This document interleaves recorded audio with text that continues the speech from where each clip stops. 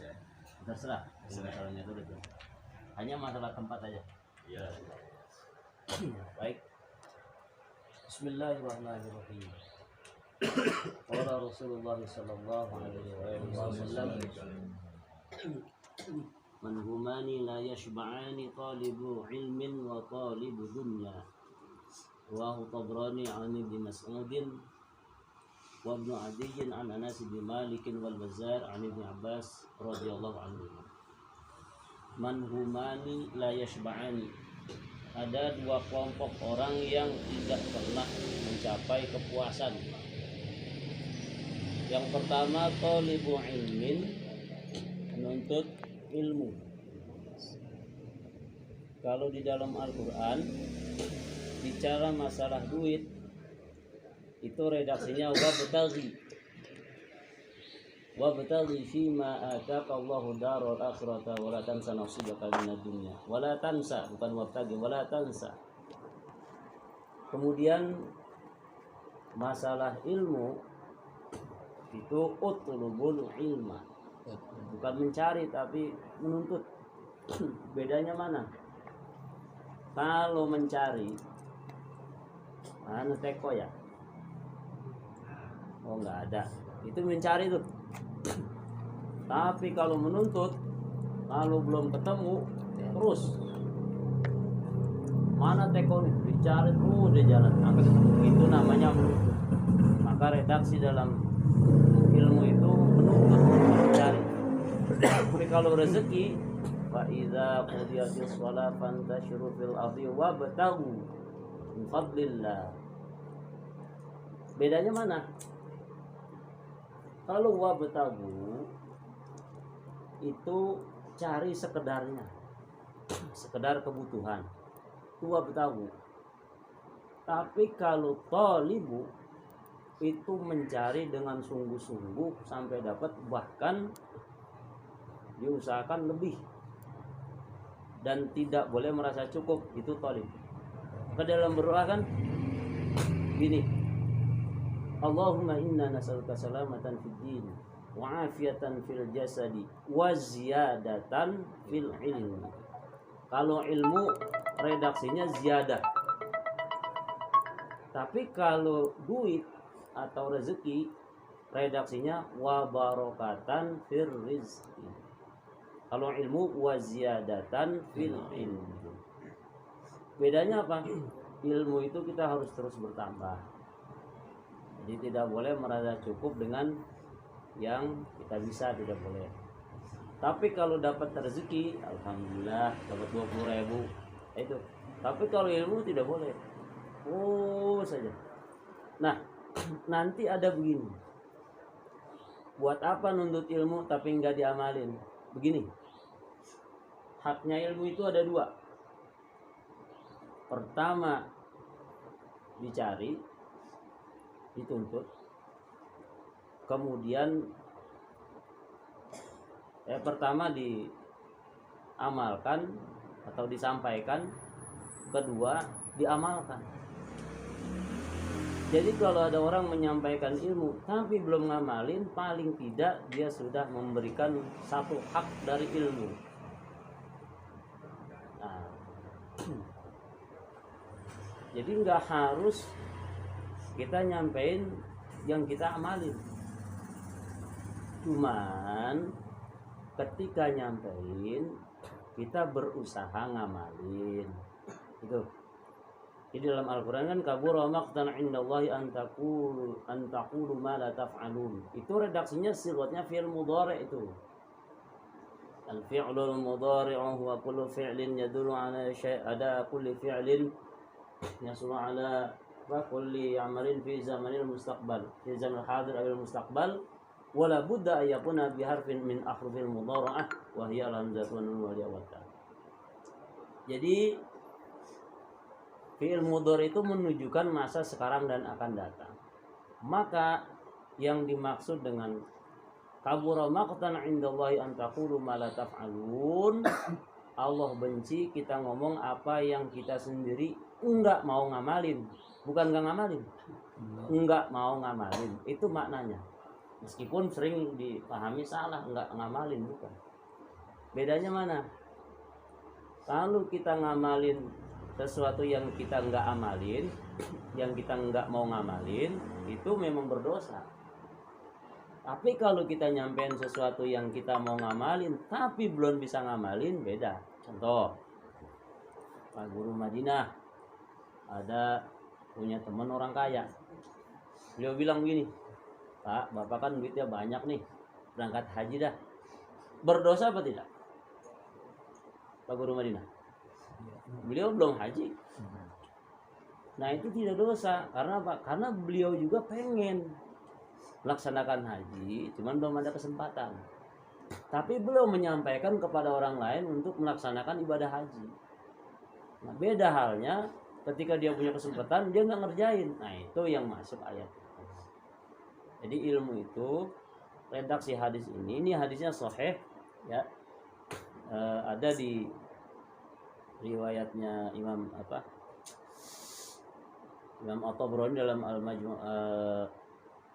Al-Jami'ul Kabir juz 10 nomor 180, halaman 180 nomor 10.388. Ibnu Adi dalam Al-Kamil fi Du'afa Ar-Rijal nomor juz 7 halaman 558 nomor 1784. Kemudian di dalam Musnad Al-Bazzar nomor 4880 dari Ibnu Abbas. As-Suyuti dan Al-Jauzi dalam Jami' Shaghir nomor 9116 menyatakan hadis ini dhaif. Tapi Al-Haythami dalam Majma' ini Al-Albani justru mengatakan sahih. Nah, ini kenapa saya cantumin supaya orang Wahabi melek bahwa vonis hadis pun di antara ulama berbeda pendapat. Nah, jadi yang pertama nuntut ilmu itu dikatakan sini orang yang la yashba, nggak pernah ada rasa kenyangnya nuntut ilmu.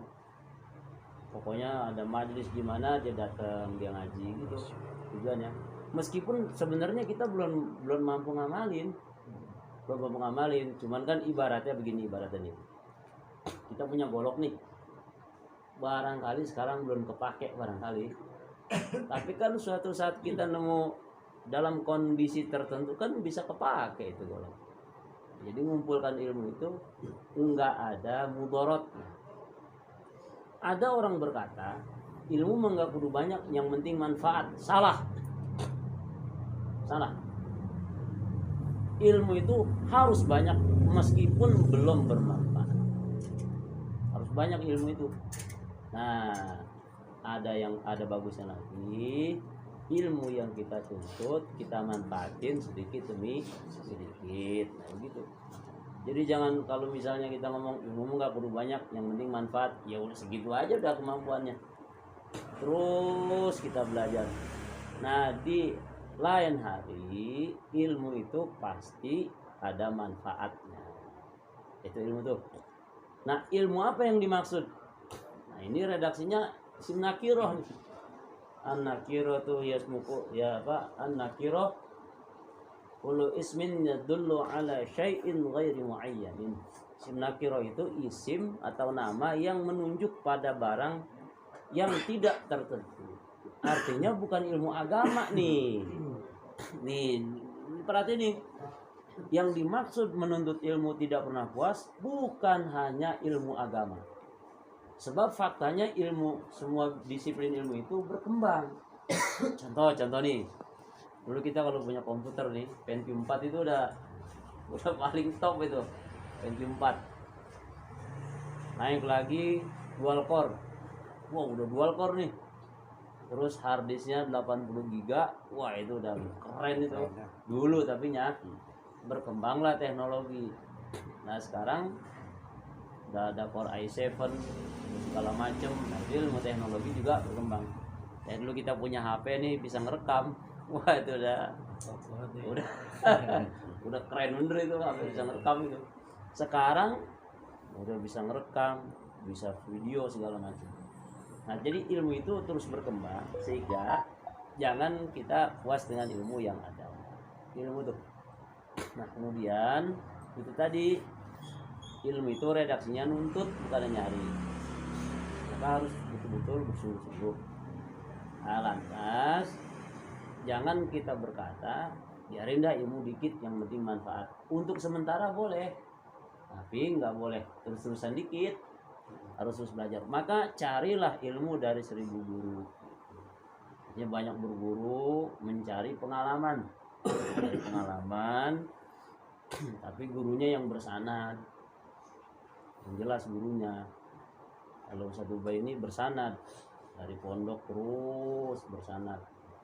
Nah, kemudian yang kedua, wa talibu dunya. Orang yang nyari urusan dunia juga gak pernah puas. Oh, pada. Oke, kita tanya nih ya, kita tes aja nih, tes. Mang Muhyiddin. Misalnya antum kerja nih. Angen-angen antum mau gaji berapa duit yang antum puas? Berapa duit? Langsung refleks ya. Berapa duit antum mau gaji? 5 juta. Yakin cukup? Iya. Yakin? Iya. Gak mau 10 juta? Kayak 5 juta cukup. Gak mau 10 10 juta? juta ya alhamdulillah. Oh, itulah dunia. Nggak akan ada cukupnya kagak. Iya. Nah, kita kayak kemarin kita di presentasi kan gitu. Maunya Bapak gaji berapa duit? 10 juta cukup? Kurang. 100 juta cukup? Yakin cukup? Lebih dari cukup? Nggak mau 200 juta? Ya mau. Nah itulah dunia tuh. Iya. Nggak ada cukupnya. Iya. Itulah dunia. Cuman memang begini, kita apakah nyari dunia itu tercela dalam pandangan agama? Enggak. Dalam kitab Nasaihul Ibad ada hadis palsu. Itu yang kira-kira terjemahnya itu, orang yang mencari dunia itu ibarat bangke. Ad-dunya jifah. Itu bangke. Yang nyari bangke cumanan anjing. Itu palsu itu hadisnya. Itu hadis ciptaan Snok Hordronj yang orientalis barat di Aceh waktu itu untuk memiskinkan orang Indonesia. Jadi orang Indonesia saat itu memahami istilah tasawuf. Dianggapnya tasawuf itu rumahnya gubuk, pakaiannya jelek, hidupnya miskin, duitnya tipis. Dianggapnya begitu karena selalu dibilang dunia itu akan menjadi beban. Itu dunia kita nggak bawa mati, begitu. Yang kita bawa hanya amal soleh, sehingga orang-orang awam kepancing. Udahlah, kita punya duit 20.000 cukup. Nah, Ana sering memotivasi, kalau bisa kita jadi orang kaya. Kalau bisa nih menguasai ekonomi. Karena apa? Karena begini, dakwah hari ini berbeda dengan dakwah di zaman Wali Songo dulu. Kalau dakwah hari ini itu, kalau kita punya kekuatan ekonomi, lebih efektif dakwahnya. Orang lagi lapar kita datang. Tuh, ini firman Allah nih bunyi, wala nabluwannakum syai'un minal khaufi wal ju'. Allah uji kita dengan rasa takut dan lapar, jadi tempeleng. Orang lagi lapar dibacain dalil. Coba kalau orang lagi lapar, ada sedikit bantuan, nah, baru kita bicara agama. Nah itu ekonomi penting. Ekonomi, kekuatan ekonomi bisa dengan dakwah. Faktanya di belakang Rasulullah pendukungnya Abdurrahman bin Auf, orang kaya. Abu Bakar Siddiq, saudagar. Gitu. Nah itu orang-orang ekonomi kuat semua mendukung dakwah Rasulullah sallallahu alaihi wasallam. Kekuatan ekonomi penting. Yang tidak boleh mencari dunia, ninggalkan kewajiban, kemudian bertujuan untuk bermegah-megah, bermewah-mewah sampai lupa kepada Allah. Nah ini yang kagak boleh. Tapi kalau kita punya duit banyak, kita kan niat begini. Kalau punya duit banyak nih kita bisa berbagi, kan begitu. Kita bisa juga memberi manfaat lebih banyak. Itu dunia tuh. Jadi salah ketika orang mendefinisikan tasawuf itu harus hidup menyendiri kemudian dalam keadaan miskin. Salah. Harus kaya. Imam Ahmad bin Hambal punya gamis harga 1 juta itu. Kaya. Tetapi ketika ada ulama berpendapat tidak harus mencari dunia, itu memang sudah sampai makomnya. Kalau kita tidak boleh menginjak situ, harus cari duit yang banyak. Supaya apa? Pendidikan butuh biaya, dakwah butuh biaya. Kalau Ki Abdurrahman Nawawi nyetak buku tajwid itu ribuan jamaah dibagi secara gratis.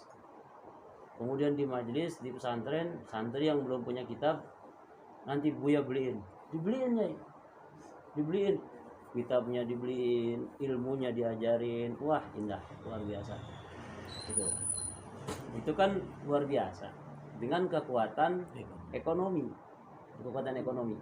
Nah, cuman yang tidak boleh itu tadi mencari dunia tujuannya buat bermegah-megah. Nah, ini yang tidak boleh. Tapi kalau kita punya duit banyak kan enak. Yang menarik dalam hadis dikatakan begini, Inna lillahi 'abdan ikhtassahum bihawaijin nas yafza'u nasu ilaihim ulaika humul aminuna min 'adzabillah. Jadi Allah memiliki hamba-hamba yang spesial untuk mencukupi kebutuhan orang lain. Nah, mereka itu adalah golongan yang termasuk terpelihara dari siksa. Maksudnya begini, orang-orang itu condong ke dia itu. Misalnya, wah musola lagi bangun nih, kurang semen. Coba lo ngomong sama dia dah. Pak, musola kurang semen. Berapa sak? 10 sak saya kirim. Enak gak gitu tuh?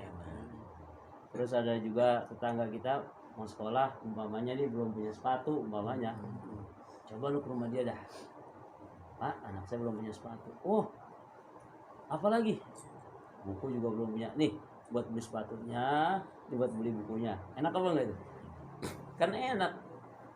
Karena kata Rasulullah, khairun nas anfa'uhum linnas. Baik-baik manusia yang paling banyak manfaat buat orang lain. Termasuk dalam hal ini bidang ekonomi. Kita asik kalau punya duit banyak, asik tuh. Kita bisa bantu saudara yang lain gitu.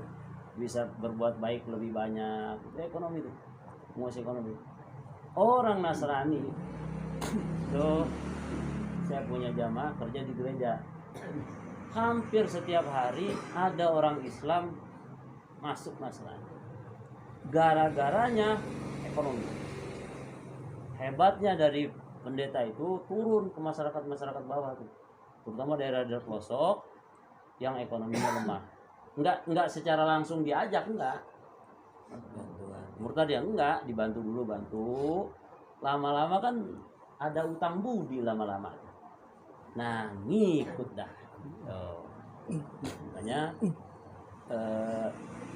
yang dimaksud mencari dunia ini nggak ada puas itu adalah orang memang nggak ada cukupnya kalau masalah dunia. Cuman sekali lagi kita mencari dunia itu dengan tujuan supaya bisa banyak berbagi manfaat bakal yang lain. Itu maksud itu. Nah, cuman nanti apakah mencari duit itu wajib? Coba nyari duit wajib nggak? Ya, nah gitu cara santai apa ini? Apa Mang? Nyari duit wajib nggak? Wajib, Ustaz. Haji Oman nggak nyari duit? Pagi tidur, sore tidur sampai maghrib, nyari duit aja Oman. Oh, iya. Karena pensiun pegawai negeri. Ini susah nyarinya. Karena udah nggak nyari duit, Iya. nyari duitnya dulu. Sekarang udah nikmati pensiun. Iya. Nah, jadi begini. ya istilahnya apa yang kita bisa potensi mendatangkan rezeki, mendatangkan uang itu kita kerjain. Artinya makomnya kan ada macam-macam nyari duit itu. Ada 2 tuh, makom wahbiyah sama kasbiyah atau makom tajir masalah. Jadi begini dah nyari duit itu. Ada yang makomnya dia kudu nyari baru dapat.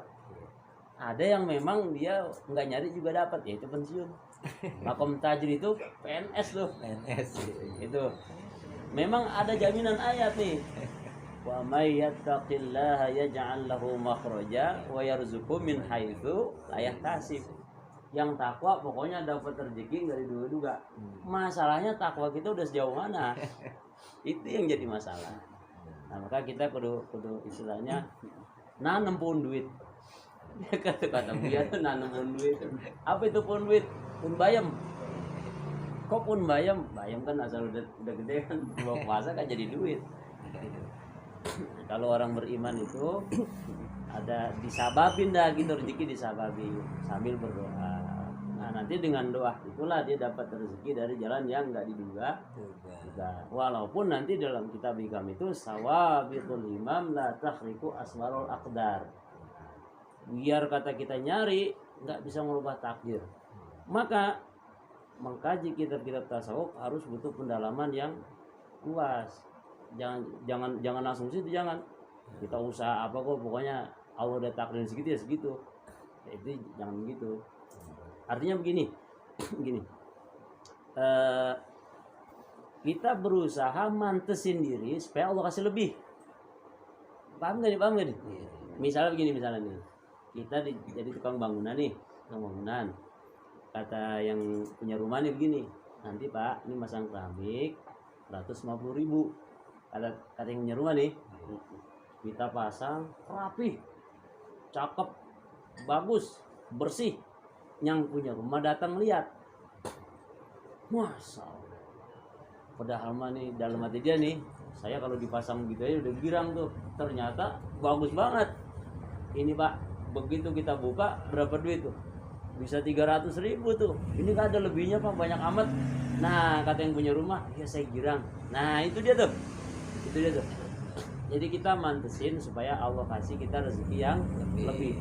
Maka Rasulullah bersabda, innallaha yuhibbu idza amila ahadukum amalan ayyutqinahu. Allah senang kalau kita ngerjain pekerjaan dikerjakan secara profesional, secara rapi. Gitu. Secara rapi. Jadi supaya aturan ini dapat duit katakanlah 10.000 jadinya 20. Nah itu contohnya begitu. Jadi kudu pandai-pandai kita merayu Tuhan dalam tanda petik gitu ya.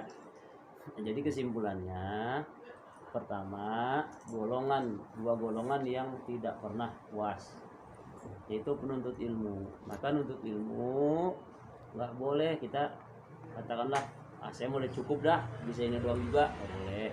Terus belajar, baik itu ilmu agama ataupun ilmu yang lain. Terus kita dulu. Ngapa belum bisa kita amalin nih? Ya barangkali lusa kita bisa ngamalin. Dan ketika kita menyampaikan, kayak ada nyampein begini nih, ini bukan yang ngajar, bukan. Kita nyampaikan ilmu sambil kita juga berusaha, moga-moga bisa ngamalin. Kadang-kadang kita nyampaikan jamaah ngamalin duluan. Contoh, saya nyampe nih, mari kita bersedekah. Karena duit kita cekak, jam duitnya banyak, begitu dia bisa alim, dia sedekah. Dia infak ke masjid karena memang duitnya banyak, mengamalkan yang tadi kita sampaikan. Nah kita, waduh belum bisa ngamalin. Paling tidak kan kita termotivasi, iya ya, saya belum ngamalin nih. Nah itu kita kedorong tuh, besok saya mau ngamalin dikit gitu. Kemudian yang kedua, orang yang mencari urusan ya nggak boleh kita begini, aku mah 20.000 cukup, nggak boleh. Cuman ini hari ini kita nyari duit nih, dapat 20.000, apa kita kata? Alhamdulillah 20.000 nih kita bisa makan, bisa sehat, alhamdulillah. Cuman besok kita kerja, kita berusaha supaya Allah pantas ngasih kita 30 gitu. Contohnya begini nih, yang simpel dah nih. Ana bikin desain buat Mutiara Hikmah Kesari Rahmat. Nah itu kan nyetak sekalian semua itu 340.000. Biayanya tuh 340.000.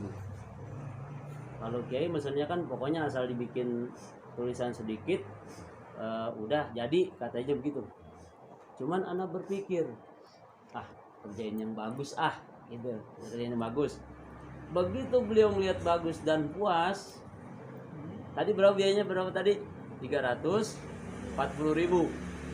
Dugaan anak ini paling dikasih mentok-mentok 500 dah. Buat apa tuh? Buat ganti kopinya, mau ongkos gitu, untuk 500. Begitu kita buka, berapa duitnya? 1 juta rupiah. Nah ini kan sebagai bentuk apresiasi sebenarnya. Itu contohnya begitu tuh. Yang tadinya dugaan kita paling 50.000 nih, ternyata lebih. Ya sama juga kita ngojek segala macam gitu ya. Itu gini, orang pesan nih, paling kita biasa dikasih transport 2.000 apa 5.000 apa 10.000 gitu kira-kira. Karena ini orang merasa nyaman, akhirnya kasih lebih. Itu begitu manusia. Itu mencari urusan dunia. Cuman konsepnya jangan loyo nanti ketinggalan, jangan juga ngoyo nanti kecapean. Gitu. Jangan loyo. Begitu ada kesempatan, umpamanya, Pak Sofyan, ini ada orang minta tolong ini nih, langsung kerjain.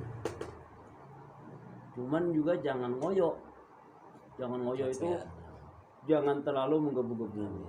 Jadi istilahnya slow but sure.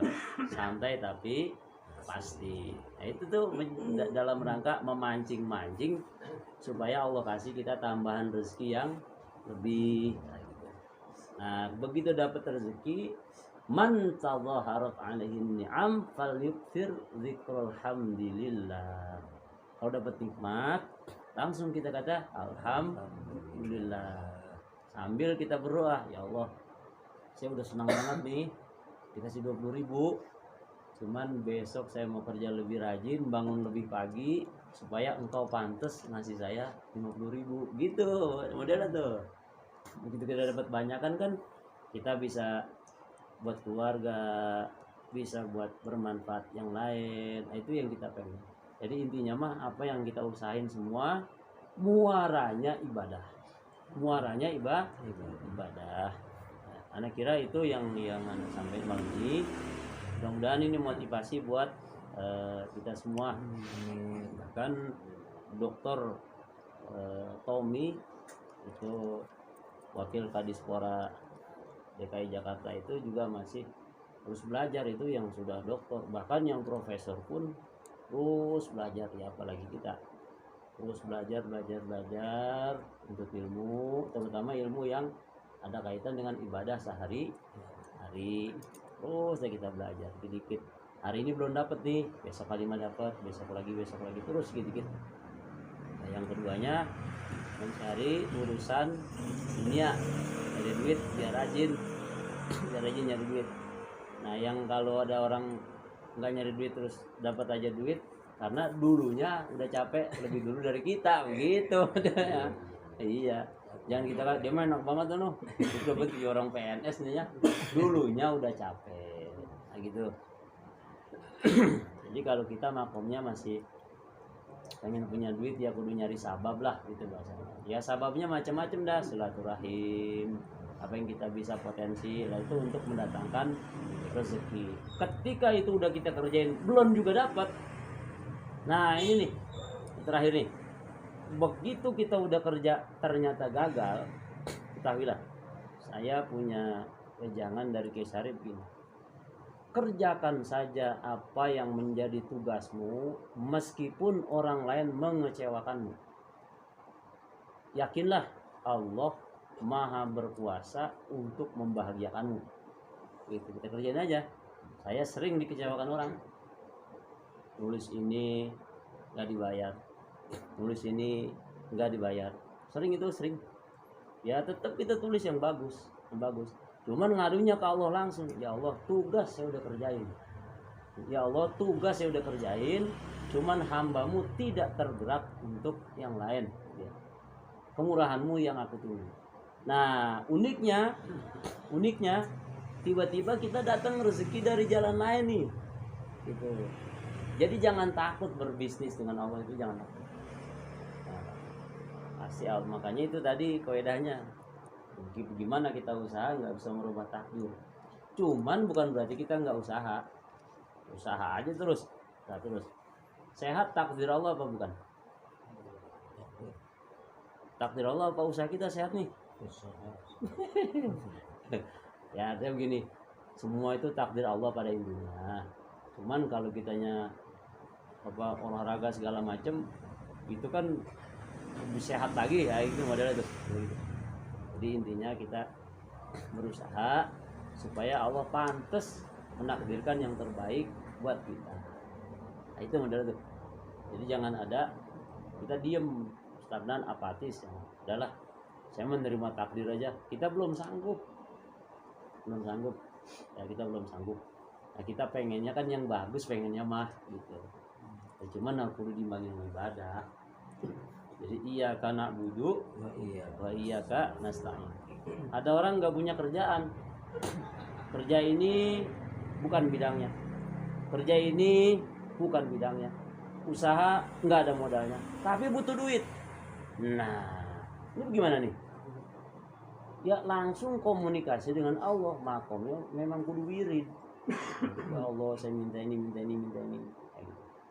Jadi jangan juga kita berkata, wah saya emang nggak punya apa-apa, saya nggak punya keahlian, wah nggak pantas dapat duit. Tetap Allah kasih rezeki, tetap.